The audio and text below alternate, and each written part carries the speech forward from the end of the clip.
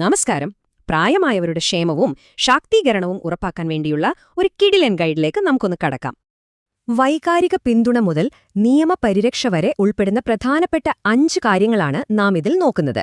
നിയമങ്ങളിലേക്ക് കടക്കും മുൻപൊരു ചോദ്യം: പ്രായമാകുന്ന നമ്മുടെ മാതാപിതാക്കളുടെ യഥാർത്ഥ ആവശ്യങ്ങൾ നമ്മൾ ശരിക്കും മനസ്സിലാക്കുന്നുണ്ടോ?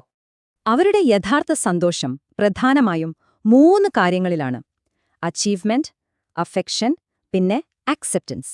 ഇതാണ് അടിസ്ഥാനം. കേട്ട ഞെട്ടരുത്, ഇന്ത്യയിലെ 20% മുതിർന്നവരും ഇന്ന് കടുത്ത മാനസിക ബുദ്ധിമുട്ടുകളോ ഡിമെൻഷ്യയോ അനുഭവിക്കുന്നുണ്ട്.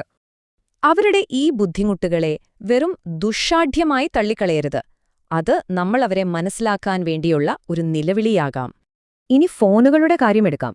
ആ ചെറിയ സ്ക്രീനുകൾ അവർക്ക് വലിയ ബുദ്ധിമുട്ടാണ്. പക്ഷെ ചില മാറ്റങ്ങൾ വരുത്തിയാലോ? ഫോണിന്റെ സൈസ് കൂട്ടിയും റീഡിംഗ് മോഡ് ഓണാക്കിയും വോയിസ് അസിസ്റ്റന്റ് നൽകിയും ഫോൺ അവർക്ക് എളുപ്പമാക്കാം. ഹേ ഗൂഗിൾ ഉപയോഗിച്ച് അത്യാവശ്യ ഘട്ടങ്ങളിൽ ആരുടെയും സഹായമില്ലാതെ തന്നെ ആംബുലൻസ് വിളിക്കാൻ വരെ അവർക്കിതുവഴി കഴിയും. ഇനി അവരുടെ സാമ്പത്തിക സുരക്ഷ. 100% സുരക്ഷിതമായ പോസ്റ്റ് ഓഫീസ് പദ്ധതികളാണ് ഇതിൽ ഏറ്റവും മികച്ചത്. 60 കഴിഞ്ഞവർക്ക് പരമാവധി 30 ലക്ഷം രൂപ വരെ നിക്ഷേപിക്കാവുന്ന സീനിയർ സിറ്റിസൺ സ്കീം മികച്ചൊരു ഓപ്ഷനാണ്. ഇനി നമുക്ക് ചില നിയമപരമായ കാര്യങ്ങൾ നോക്കാം. 2007 ഈ നിയമം അവർക്കൊരു വലിയ സംരക്ഷണമാണ്.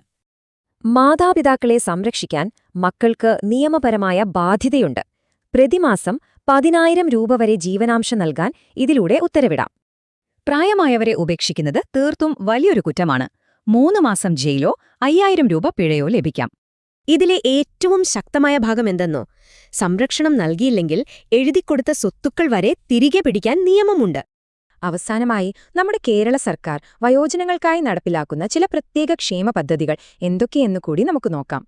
പകൽ വീടുകൾക്കുള്ള സായംപ്രഭ, സൗജന്യമായി കൃത്രിമ പല്ല് വയ്ക്കുന്ന മന്ദഹാസം, പിന്നെ സൗജന്യ ഗ്ലൂക്കോമീറ്റർ നൽകുന്ന വയോമധുരം എന്നിവയാണവ. ഈ നിയമങ്ങളും പദ്ധതികളും മനസ്സിലാക്കിയ സ്ഥിതിക്ക് നിങ്ങളുടെ വീട്ടിലെ മുതിർന്നവരെ സഹായിക്കാൻ നിങ്ങൾ ഇന്നാദ്യം എന്താണ് ചെയ്യുക?